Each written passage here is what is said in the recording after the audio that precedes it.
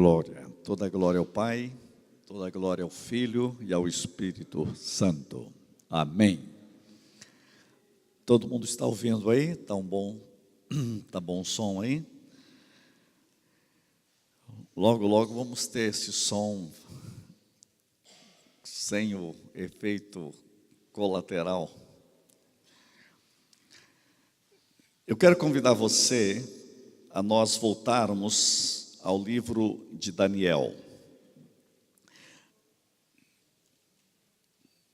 Nós já estudamos Daniel a semana passada, dando uma introdução geral ao livro, mas agora eu quero apontar o tema salvação. Eu li várias vezes pensando e depois fazendo uma leitura mais detalhada de Daniel, e veio a mim um tema para o profeta Daniel em termos de salvação. Salvação escatológica. Vocês sabem que um dos caráter profundo da igreja é que a igreja é uma comunidade escatológica.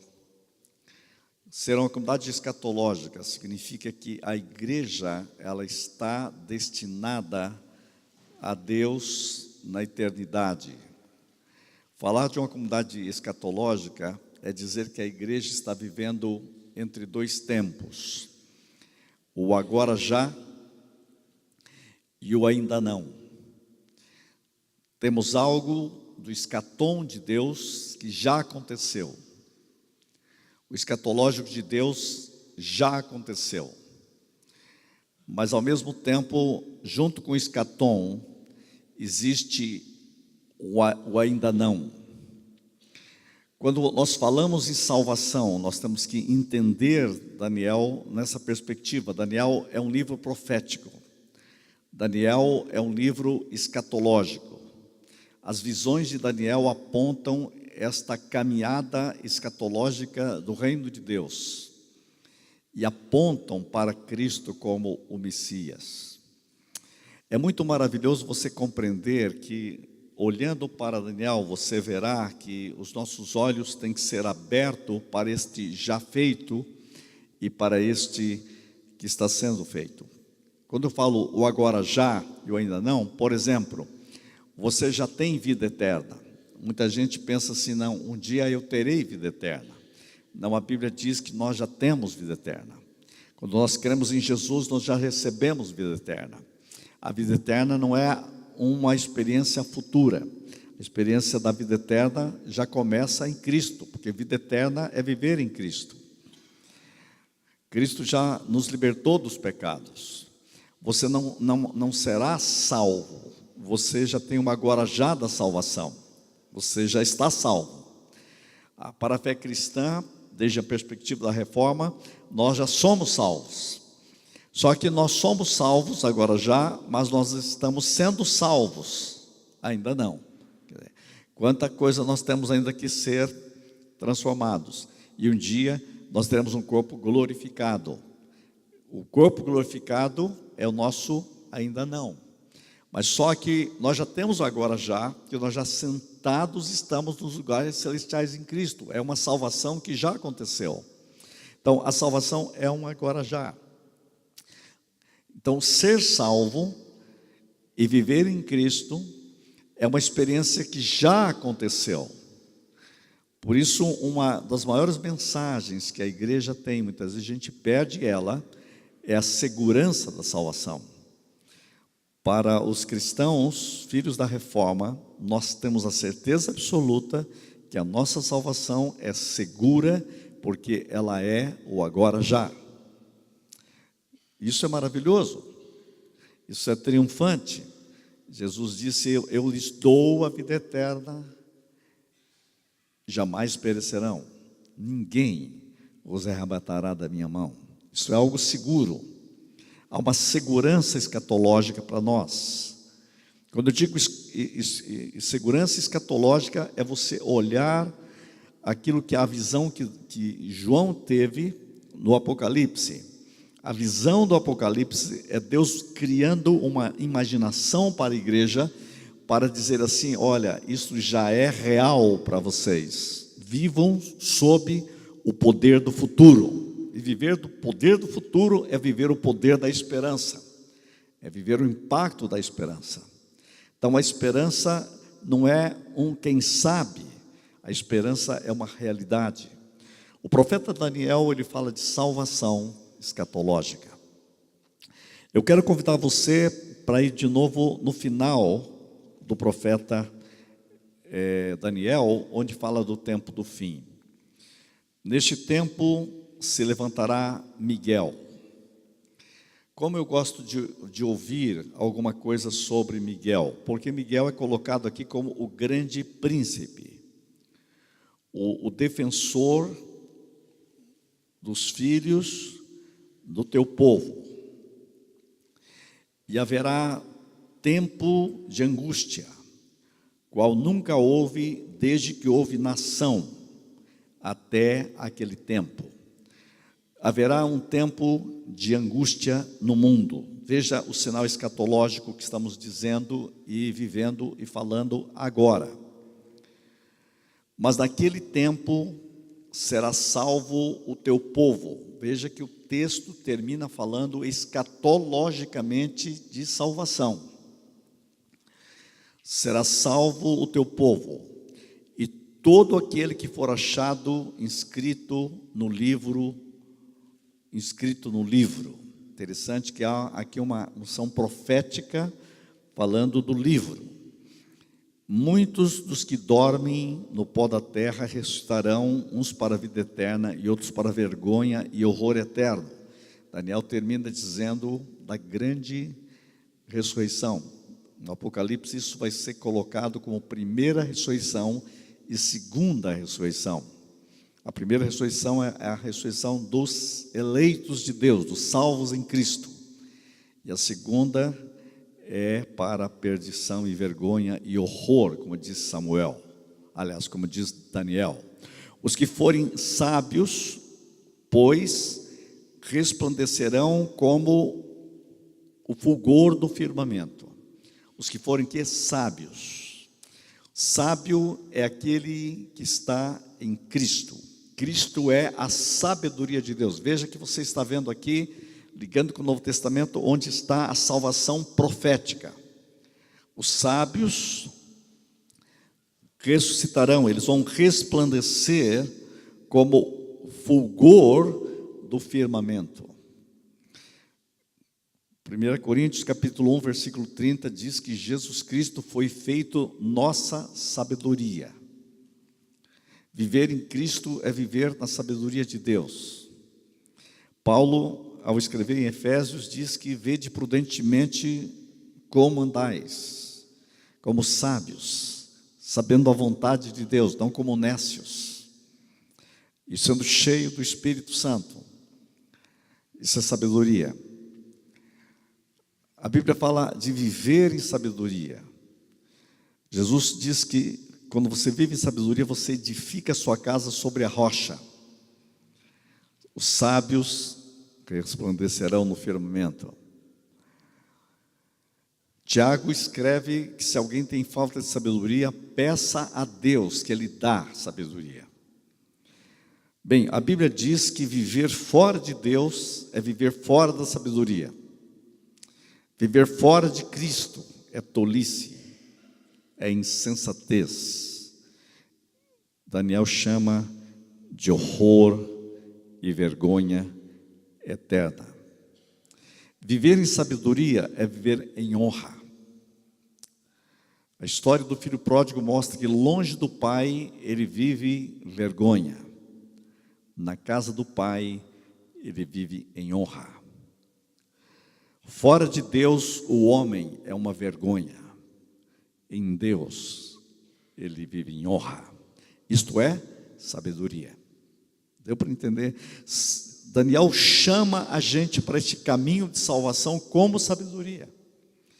Olha o texto que diz: e os que muitos conduzem à justiça, como as estrelas, sempre e eternamente. O Deus da Bíblia é o Deus da justiça. Hoje à noite o tema da mensagem, você vai ver aí no boletim, é sobre Deus nas Assembleias dos Deuses. E uma palavra que eu vou falar é que o Deus de Israel, o Deus que se revela, é o Senhor da justiça. Ele traz justiça na terra. Daniel está dizendo que os que muitos têm conduzido a justiça, eles vão brilhar como estrelas sempre e vão viver eternamente. Justiça significa retidão. Justiça significa, de novo, sabedoria. Justiça significa trazer ordem. Por isso que a justiça de Deus traz dança na criação. Todo o universo se alegra com a justiça de Deus. Muito bem, a Bíblia diz, Daniel, tu, porém, Daniel, encerra as palavras e sela o livro, fecha esse livro, até o tempo do fim. Muitos o esquadrinharão, e o saber se multiplicará. Vivemos nesse tempo agora. O conhecimento dobra a cada 9 meses. Isso mostra que todos nós estamos desatualizados. Nunca houve uma humanidade tão atualizada, desatualizada do que essa. O conhecimento multiplica. Houve uma época que a gente sabia que não sabia. Hoje a gente não sabe que não sabe que não sabia. Entendeu?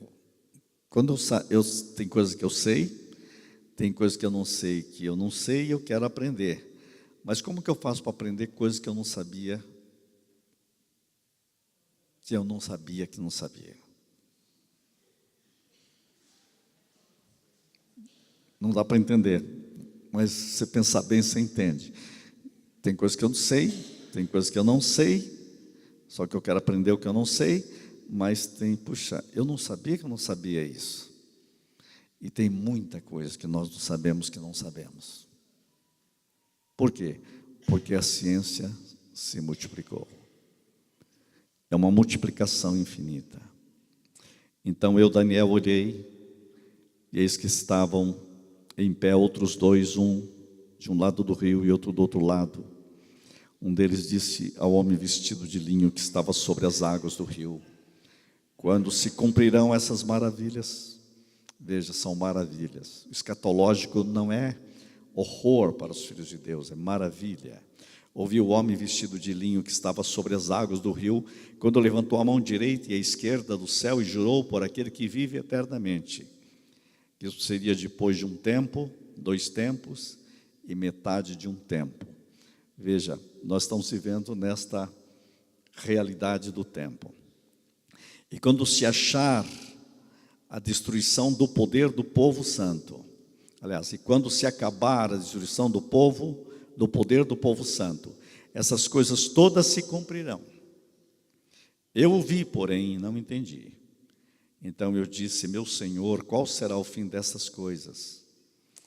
Ele respondeu: vai, Daniel, porque essas palavras estão encerradas e seladas até o tempo do fim. Então Daniel não entendeu nada.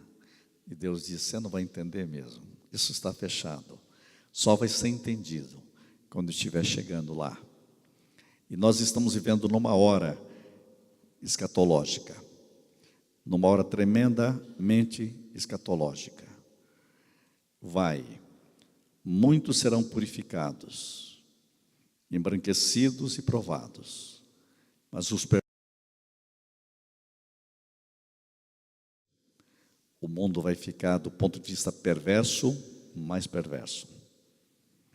Por isso, quando você vê no Facebook perversidade, na televisão perversidade, no mundo perversidade, lembra de Daniel, está escrito aqui: os perversos procederão perversamente.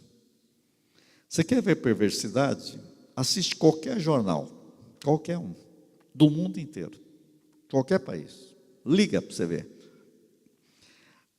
É tanta perversidade, de vez em quando eu chego até a brincar, eu digo que até o diabo dá uma olhada e fala assim, mas o pessoal está feio mesmo. Eu não pensei tanto assim.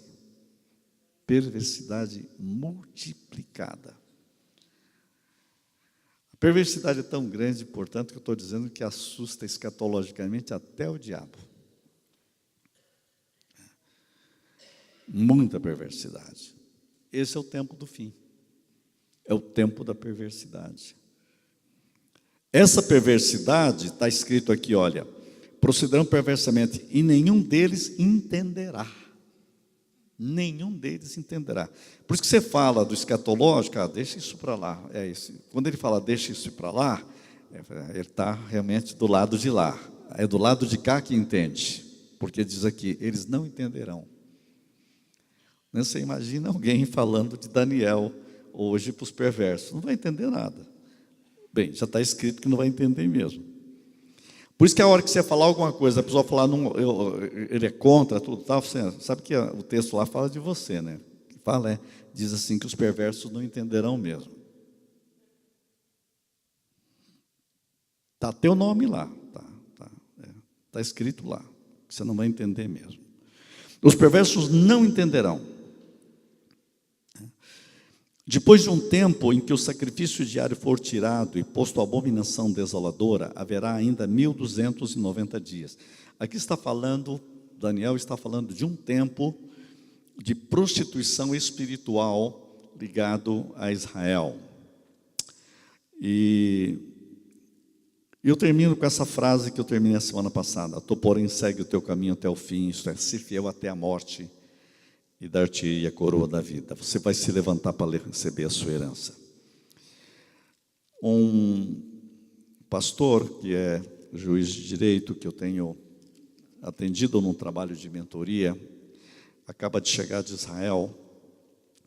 Eu fiz questão agora de manhã, enquanto eu vinha para cá, de ligar para ele é de uma outra cidade, e dizendo o que está acontecendo em Israel. E ele estava dizendo que Israel está vivendo um momento muito profético, e ele foi especificamente a Jerusalém, porque Deus o leva a Jerusalém 2 vezes por ano para orar lá, e ele é um estudioso desse momento profético do mundo, é um cientista bíblico, né?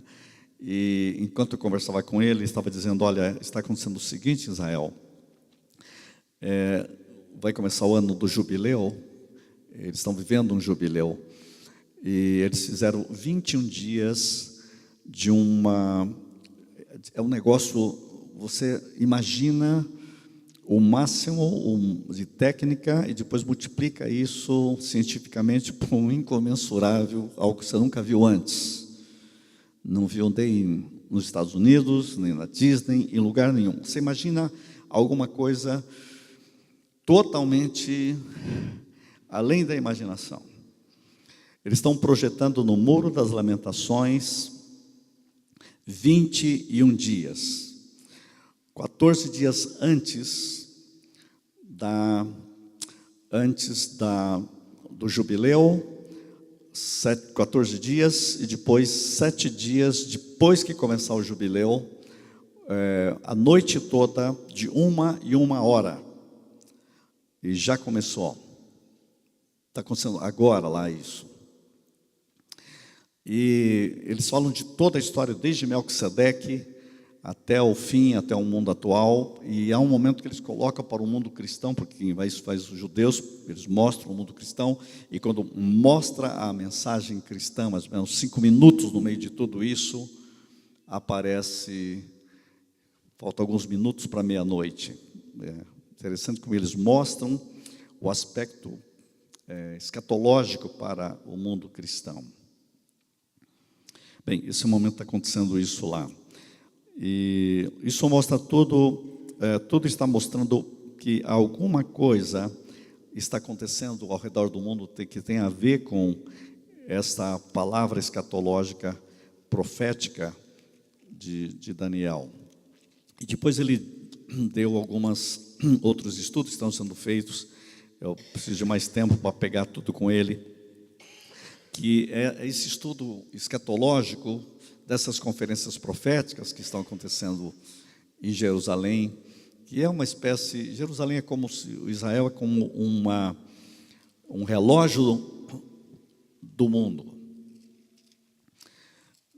Eu, a semana passada, estava dizendo a vocês essa questão da oração de Israel. Eu quero apontar isso para vocês também, porque no capítulo 10, Daniel está falando sobre a oração, e ele estava orando, e o anjo que veio trazer a mensagem, naqueles 21 dias que Daniel estava orando, interessante que aparece aqui esses 21 dias também, né? Que eles estão lá celebrando 21 dias, Daniel está orando 21 dias, no capítulo 10, e mostra aqui uma batalha,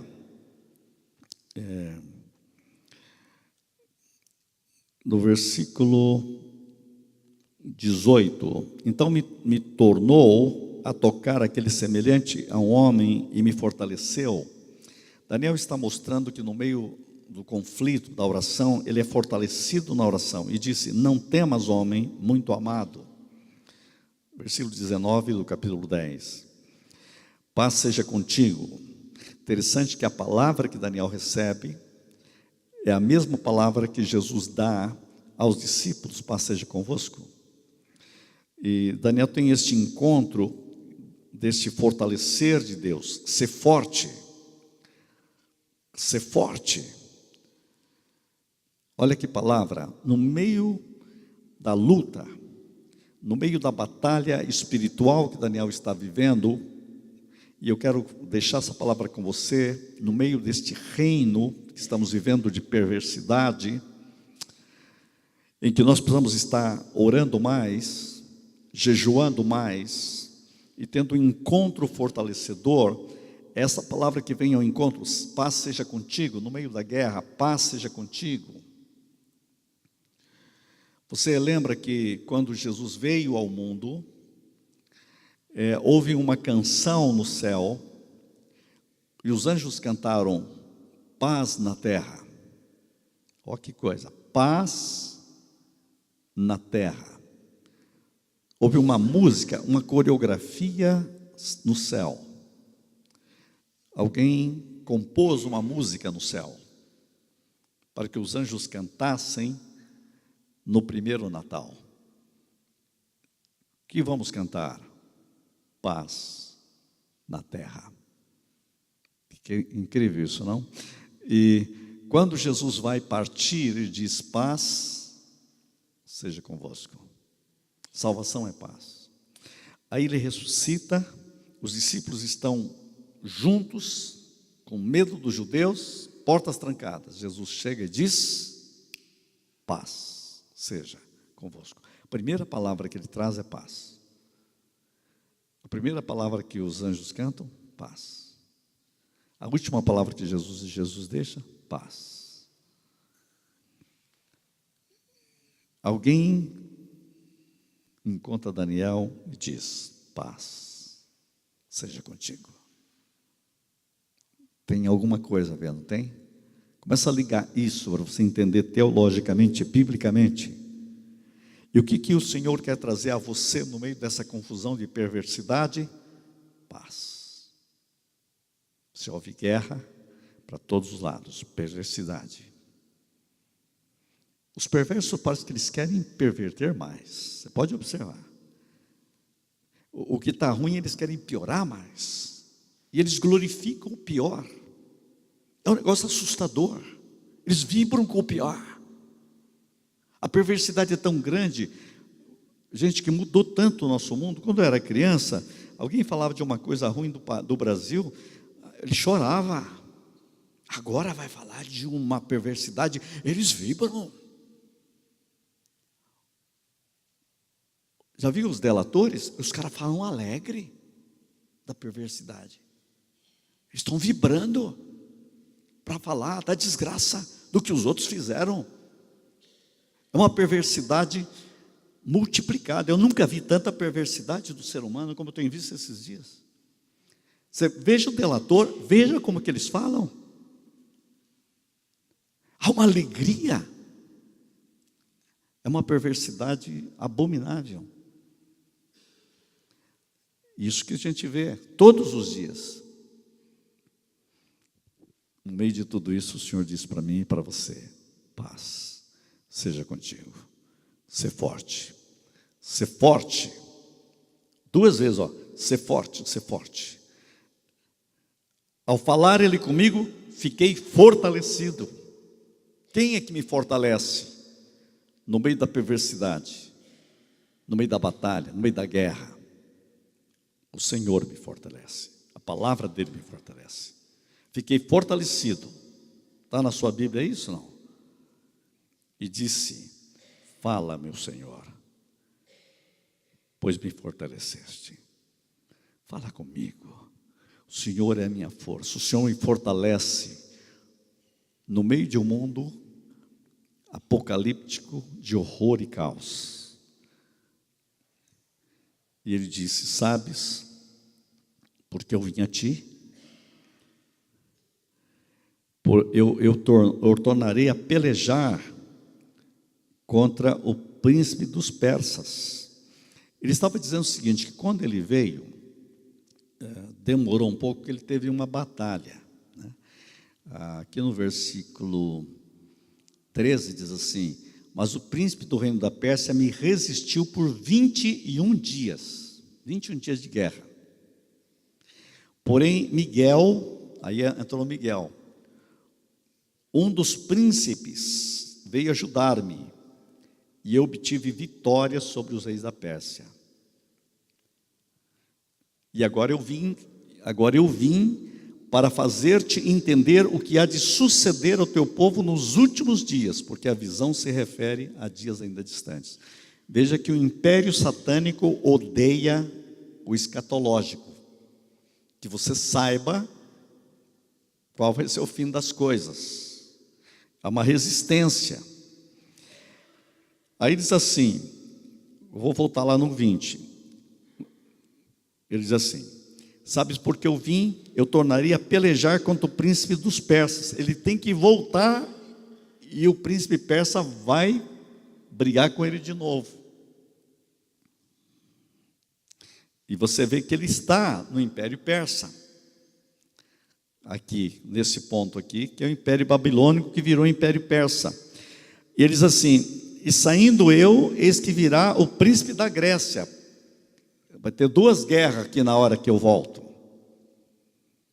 Mas eu te declararei o que está expresso na Escritura da verdade. E ninguém há que esteja ao meu lado contra aqueles, contra os príncipes da Pérsia e da Grécia,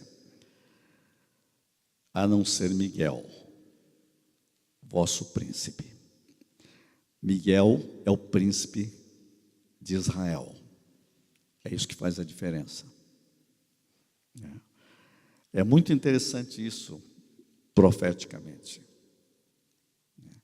Os países, você vê as brigas, por isso quando você começa a olhar essa confusão dos países, é uma guerra de príncipes.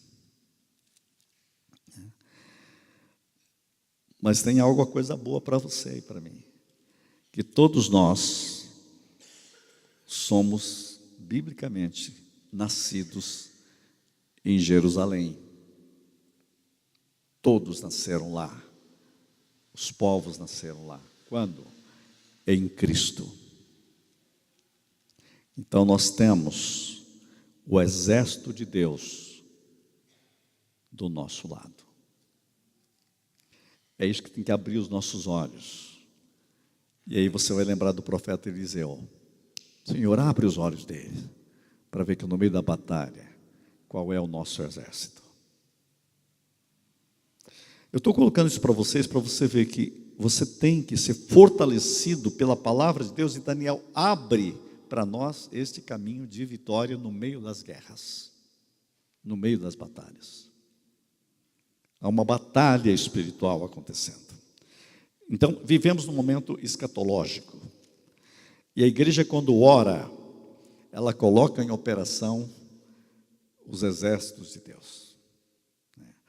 Cristo é o Senhor do universo, há uma soberania dele, ele é o soberano dos reis da terra. A soberania de Cristo. Nós temos que compreender a soberania de Cristo. Por quê?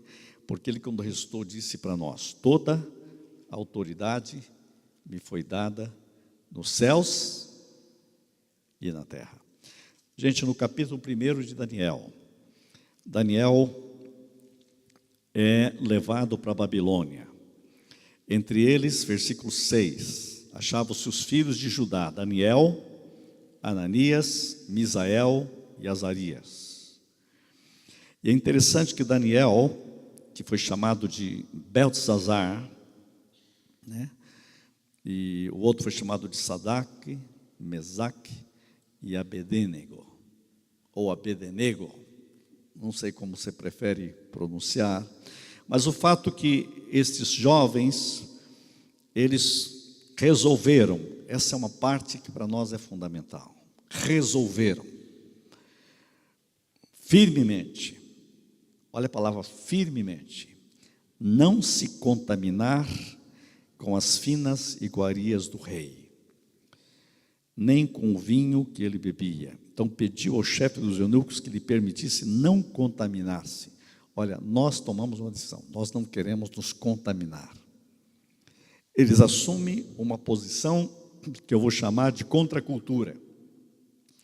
Para dizer para mim, para você, no meio de tudo que estamos falando aqui, a posição nossa e o ensino de Daniel no mundo escatológico é que nós temos que viver uma contracultura. Contracultura é ser contra a perversidade do mundo. E tem que ser firme nisso. Contracultura. E é interessante que, ao fazer isto, né, Deus concedeu, versículo 9, a Daniel misericórdia e compreensão da parte dos chefes dos eunucos. Disse o chefe dos eunucos Daniel: tenho medo do meu senhor, porque ele determinou uma comida e eu tenho medo, porque se isso der errado, o que vai acontecer? Vocês são jovens, eu sou responsável. E Daniel diz assim: vamos fazer o seguinte, versículo 12, experimenta, peço-te os teus servos 10 dias, me dá 10 dias, e eu vou fazer do meu jeito, comer o que eu quero, do jeito que eu quero, o senhor vai fazer disso, eu quero comer legumes e água de beber. Então daí o senhor vai ver. Depois de 10 dias o senhor fica livre para fazer, nós vamos obedecer o que o senhor disse. Olha que coisa incrível, né? 10 dias depois, versículo 15, no fim dos 10 dias a sua aparência era melhor. O que é maravilhoso é isto: se você assume na contramão da perversidade do mundo uma posição em Deus, a Bíblia diz que você fica melhor, aparência melhor. Estavam mais robustos que todos os jovens que comiam das finas iguarias do rei. Quer dizer, deu certo. E Deus deu algo, uma unção especial para Daniel e os seus companheiros. Versículo 17. Ora, a esses 4 jovens Deus deu o conhecimento. Esse é um ponto que eu quero colocar para você: conhecimento. Conhecimento se adquire. Nós precisamos de jovens em nossas igrejas que cresçam em conhecimento. Inteligência. Inteligência. E não só isso. Em toda cultura e sabedoria. Aqui aparece a palavra sabedoria. Conhecimento em toda cultura. Mas a Daniel deu inteligência de todas as visões e sonhos. Daniel ainda, além de tudo isso, ele teve a sabedoria do sobrenatural, de ter conhecimento além do tempo. Versículo 20, em toda matéria de sabedoria e de inteligência, sobre que o rei lhe fez perguntas, os achou, parece exagero, né? Mas está na Bíblia, olha só, 10 vezes mais doutos do que todos os magos e encantadores que havia em todo o seu reino. É o seguinte, os 4 foram tão bem que o rei chegou à conclusão: eles não são bons, eles são 10 vezes melhores. O que esse texto quer dizer para nós? Que a fidelidade em Deus, que andar em Deus, que andar no propósito de Deus, enriquece em sabedoria, em conhecimento, em cultura. Em outras palavras, falando bem no português, andar em Deus com profundidade não vai deixar você ser um tontão, um tolo. 10 vezes mais. A gente tem que dizer que Daniel é um exemplo para uma nação, é um exemplo para um povo, é um exemplo para a juventude, é um exemplo para as crianças. Por isso que os pais, quando ele começa a colocar a Bíblia e a história de Daniel para as crianças, isso muda a cabeça, muda o script, muda o roteiro, muda o argumento psicológico, muda a estrutura interior. Está aqui na Bíblia. Você sabe que tudo isso vai dar a Daniel um portal para viver esse tempo em Deus. No capítulo 2, todos vocês conhecem a história de Daniel, porque Daniel acaba interpretando o sonho. O sonho, ele contou para todos os sábios, e ele disse: não vou contar o sonho, vocês é que vão dizer o sonho. Eu disse: não, o senhor tem que contar o sonho, porque se eu não contar o sonho, como que eu vou interpretar? Mas daí vocês podem falar o que vocês quiserem, vocês podem armar contra mim e inventar as coisas. Se vocês são sábios mesmo, então vocês vão saber o que foi que eu sonhei. Aí ninguém soube mesmo o que aconteceu. Ele disse: vamos matar todo mundo. Mandou matar todo mundo. Não quero mais nenhum. Corta a cabeça de todo mundo. Você imagina a situação. Aí o cara que foi mandar matar, chega lá, vai falar com Daniel, assim: vim matar você aqui. Você imagina que visita esquisita? Porque você está na lista aqui. E Daniel disse: não, espera um pouco. Fala com Daniel lá. Fala com o rei lá. Eu vou pedir ao Deus vivo. Reuniu os 4. Vamos orar. Conseguiu falar com o rei. Pediu um tempo para o rei. E Deus fez Daniel ter o sonho. Ele disse: o senhor sonhou. O versículo 16: foi Daniel ter com o rei, e lhe pediu designasse o tempo, e ele revelaria ao rei a interpretação. Versículo 19: então foi revelado o mistério a Daniel, numa visão de noite. E Daniel glorificou a Deus. Versículo 20: disse Daniel: seja bendito o nome de Deus de eternidade a eternidade, porque dele é a sabedoria e o poder. É ele quem muda o tempo e as estações, remove reis e estabelece reis. Que frase boa é essa, né? Ele que tira os reis e estabelece reis. Ele dá sabedoria aos sábios e entendimento aos inteligentes. Ele revela o profundo e o escondido. Conhece o que está em trevas e com ele mora a luz. Este é o Deus de Israel. Daniel faz aqui uma teologia da divindade. Eu afirmo no Deus que eu creio. A ti, ó Deus, de meus pais, eu te rendo graças e te louvo, porque me deste sabedoria e poder, e agora me fizeste saber o que te pedimos, porque nos fizeste saber esse caso do rei. Esse é só um case da tua sabedoria. Só um case que muda a história.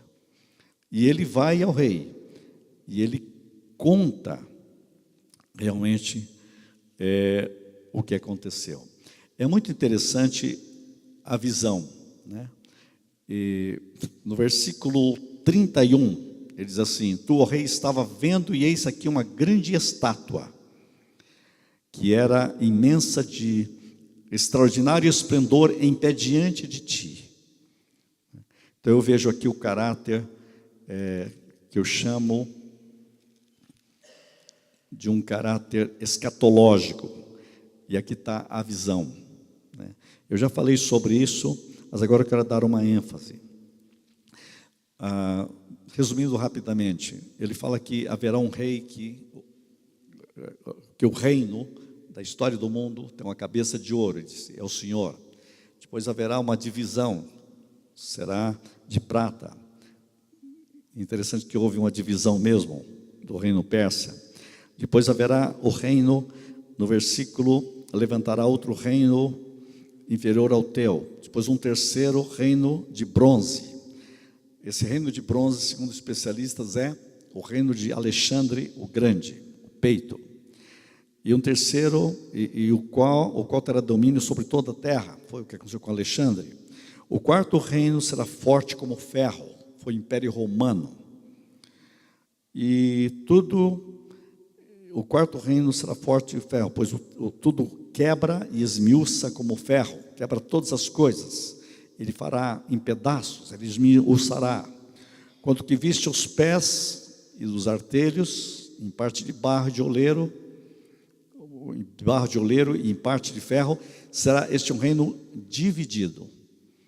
Contudo, haverá nele alguma coisa da firmeza do ferro, pois que viste o ferro misturado com barro de lodo. Como os artelhos dos pés eram em parte de ferro, em parte de barro, assim por uma parte o reino será forte e por outra será frágil. Ele está falando do tempo até presente. Você vê os reinos poderosos, estão mostrando frágeis. Quanto ao que viste misturado, ferro misturado com barro e lodo, mistur-se-ão mediante casamento, mas não se ligarão um ao outro. Assim será com o ferro, como o ferro não se mistura com o barro. Mas nos dias destes reis, o Deus do céu suscitará um reino que não será jamais destruído. Esse reino não passará. Aqui está falando de salvação. Está falando do reinado de Cristo, da vinda de Cristo. Um reino que jamais será substituído. O Senhor soberano, o Rei da terra. O reino de Deus. O grande Deus fez saber o rei. É por isso que, como viste, que do monte foi cortada uma pedra, sem auxílio de mãos. Quer dizer, não vai ser um trabalho humano, vai ser um trabalho de Deus. Isto é graça. Repetindo para vocês, salvação é graça. Salvação não é trabalho humano, não é o homem reinando, é Deus reinando. Não é fruto do humanismo cristão, não é autoajuda humana, é Deus fazendo. Esmiuçou, cortado de uma pedra sem auxílio de mãos, e ela esmiuçou o ferro, o bronze, o barro, a prata e o ouro. Sabe o que está dizendo aqui? Jesus Cristo é rei, ele vem para reinar, ele é maior do que a cabeça de ouro, do que os ombros de prata, do que o peito de bronze, do que os pés de ferro, do que o barro do mundo. Ele é Senhor, o reino vem, ele vem para reinar. Salvação é o reino de Deus, salvação é o reino de Cristo. Foi isso que Daniel viu. Salvação escatológica. A igreja caminha olhando para o reino de Cristo, o governo de Cristo, a soberania de Cristo, a soberania do Rei das terras. E essa soberania tem que começar em nossas vidas, ele começa a reinar em nós. O governo está sobre os seus ombros. Ele ressuscitou e disse: toda a autoridade me foi dada nos céus e na terra. Eu estou convosco todos os dias até a consumação dos séculos. É interessante que Nabucodonosor disse: certamente o vosso Deus, versículo 47, é o Deus dos deuses, é o Senhor dos reis e o revelador de mistérios, pois pudeste revelar este mistério Então o rei engrandeceu a Daniel, e lhe deu muitos presentes, e se tornou governador de toda a província da Babilônia. Como a gente está precisando de alguns Daniéis, né? Bem, gente, está aqui, escatologia profética. Se você der mais um passo, você vê que salvação tem a ver com fidelidade. Daniel capítulo 3, não dá para ler tudo, gente, é uma beleza incrível aqui. É a história da fornalha. E a fornalha foi uma armadilha perversa contra aqueles homens de Deus. O alvo era pegar os 3 companheiros de Daniel. E a pergunta que o rei faz, né? Quem é o Deus que poderá livrar das minhas mãos? A resposta é incrível, né? Versículo 17. Se o nosso Deus a quem servimos quer livrar-nos, Ele nos livrará da fornalha de fogo ardente das tuas mãos, ó rei. Se não, fica sabendo, ó rei, que não serviremos aos teus deuses, nem adoraremos a imagem de ouro que levantaste. Ele ficou tão bravo que ele fez a fornalha ficar 7 vezes mais quente. Ficou tão quente que as pessoas que jogaram os 3 lá dentro morreram, só pelo impacto do bafo. Está escrito aqui.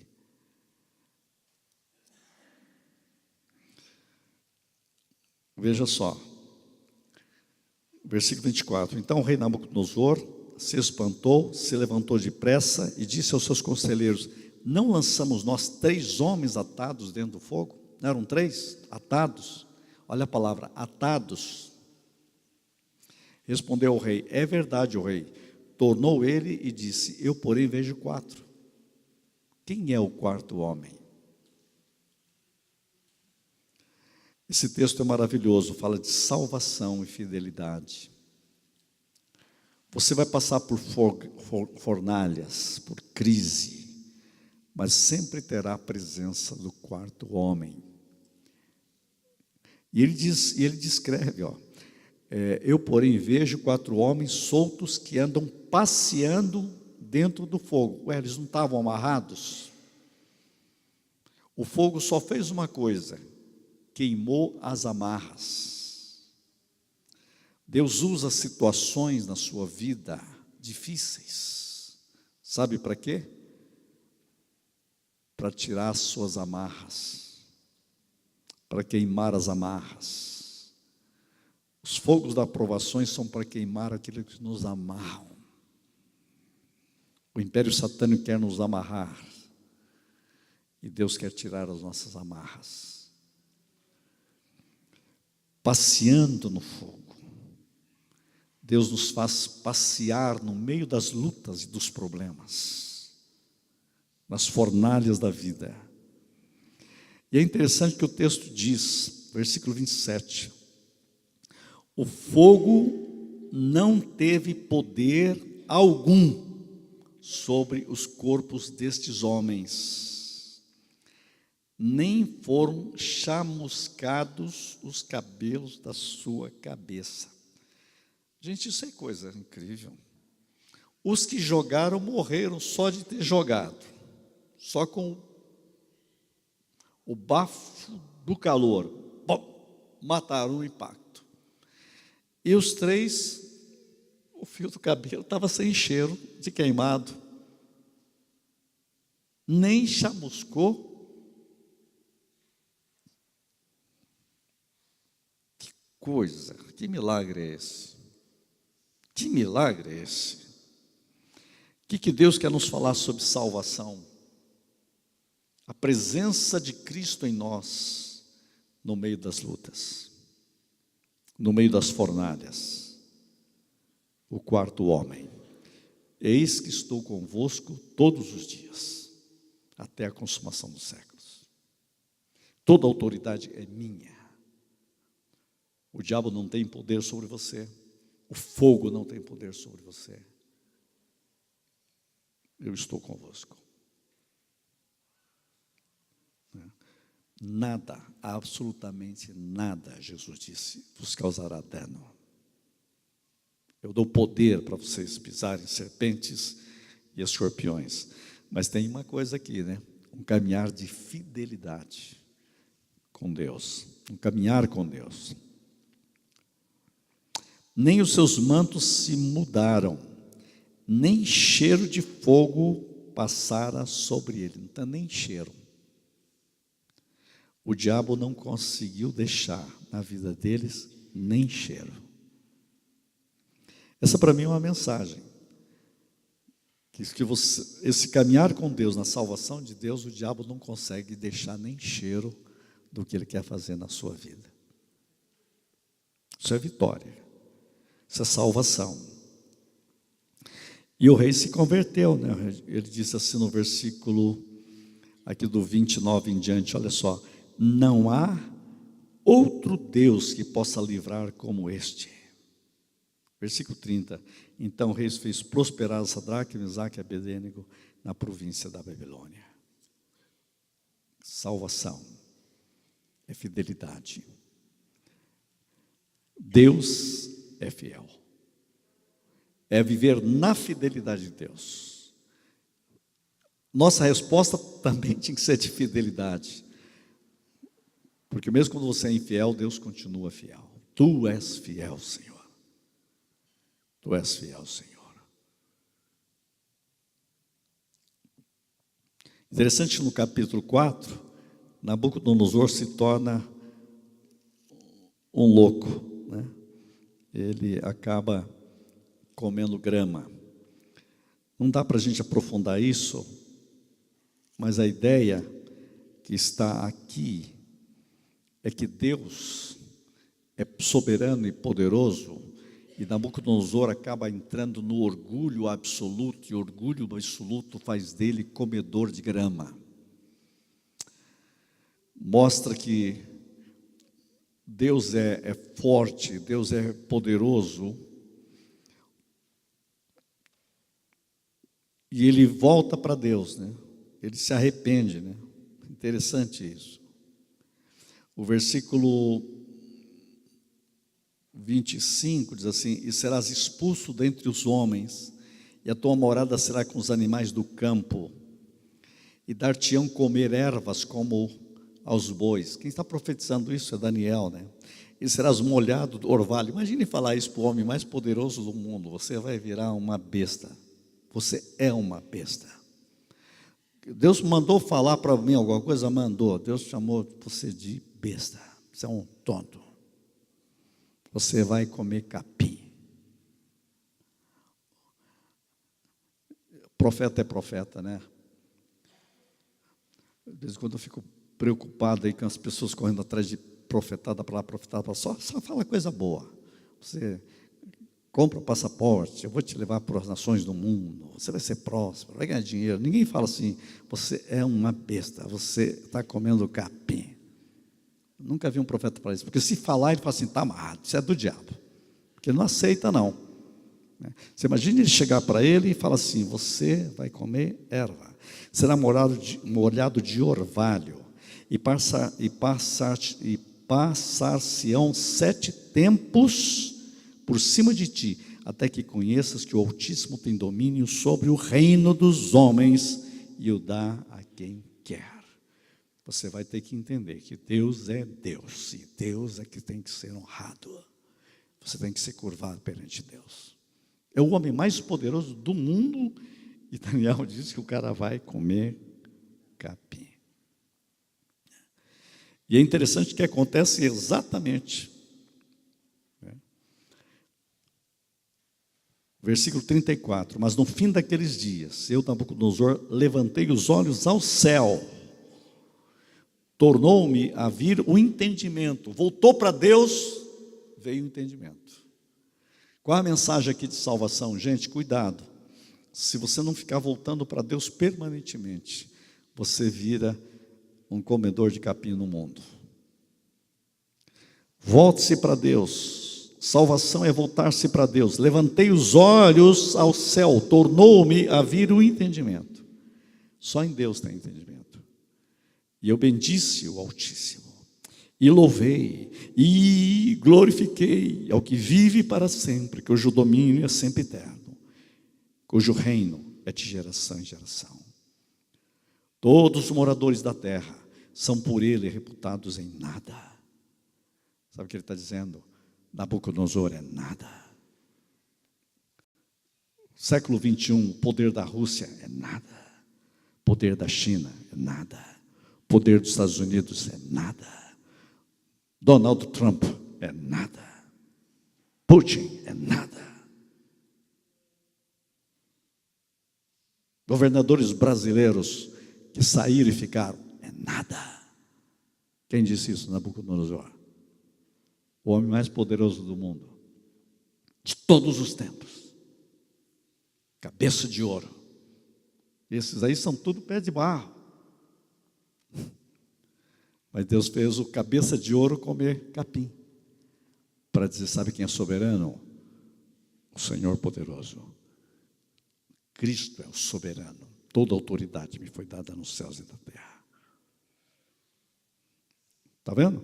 Segundo a sua bondade, ele opera com o exército do céu e os moradores da terra. Não há quem lhe possa deter a mão, nem lhe dizer, que fazes? Então logo, ele descobriu uma coisa, soberania de Deus. Então logo me tornou a vir o entendimento também para a dignidade do meu reino. Tornou-me a vir a minha majestade e o meu resplendor. Buscaram-me os meus conselheiros e os meus grandes. Fui restabelecido no meu reino. E a mim se me ajuntou extraordinária grandeza. Agora, pois eu, Nabucodonosor, louvo, exalto e glorifico ao Rei do céu, porque todas as suas obras são verdadeiras, e os seus caminhos justos, e pode humilhar aos que andam na soberba. Você já imaginou uma mensagem dessa vindo de Nabucodonosor? O cara se converteu ao Deus do céu. Gente, Daniel é um livro de salvação escatológica. Que coisa gloriosa. O capítulo 5 fala de outro rei, que é Belsazar. Como eu gosto desse texto, porque ele fez algo terrível. Sabe o que é a salvação aqui? Cuidado com salvação e a tentação de você misturar as coisas. O capítulo 5 é o capítulo da mistura. Por quê? Porque ele pega as coisas do templo e traz para a festa. Ele tira do templo, versículo 3, da casa de Deus, que estava em Jerusalém, e ele começou a bagunçar as coisas, ele misturou as coisas. E aí sobre ele vem um dedo escrevendo na parede. E é interessante o que vem escrito na parede, ninguém conseguia revelar. Aí Deus usa Daniel, porque estava escrito Mene, Tekel, Parsim. Sabe o que significa? Mene, quando Deus o teu reino e o destruiu. Tekel, pesado foste na balança divina e achado em falta. Pérez dividido foi o teu reino e dado aos medos e persas. É muito interessante tudo isso. Aí aos dois reinos, dois ombros. Já começa a acontecer o que Daniel falou. Sabe que eu olho, quando eu vejo esse texto, quando Deus pode pegar os poderosos da terra, os políticos deste país, e dizer, pesado foste na balança divina e achado em falta, teu domínio terminou sobre a nação brasileira. Né? E é isso. Salvação é o poder de Deus. Cuidado com a tentação de misturar as coisas. Vida cristã misturada não é saudável. Capítulo 6, para terminar. Daniel na cova dos leões mostra o quê? Vitória. Vitória. Salvação e vitória. Irmãos, ouçam bem o que eu estou dizendo. salvação e vitória. Daniel disse no versículo 27, Ele livra e salva. Ele livra e salva. Faz sinais maravilhas no céu e na terra. Foi Ele quem livrou a Daniel do poder dos leões. Essa é a grande frase do rei Dario. É outro rei, né? Por quê? Porque ele gostava de Daniel. Ele protegia Daniel. Ele queria fazer Daniel chefe de tudo. Aí houve uma malandragem. Naquela época não tinha gravador, né? Senão eles iam gravar, filmar ele e mostrar, fazer uma delação premiada, né, em cima do Daniel. Mas realmente foi um pega-ratão. Já viu falar pega-ratão? Fizeram uma armadilha para pegar o ratão. Isso acontece muito na política. Isso que vocês estão vendo aqui acontecendo no Brasil, no mundo, já acontecia lá na época. E a meta agora era pegar o Daniel. E é interessante que o pega-ratão pegou os outros ratos, né?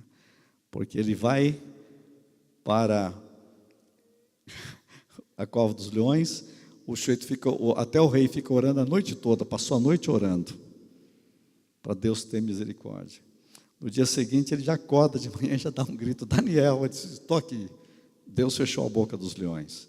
Aí ele mandou pegar os outros e jogar. Os caras nem chegaram, no meio do caminho, o leão já voou.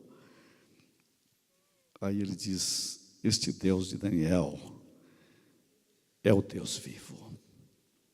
Ele é o Deus vivo. Ele é o Deus vivo.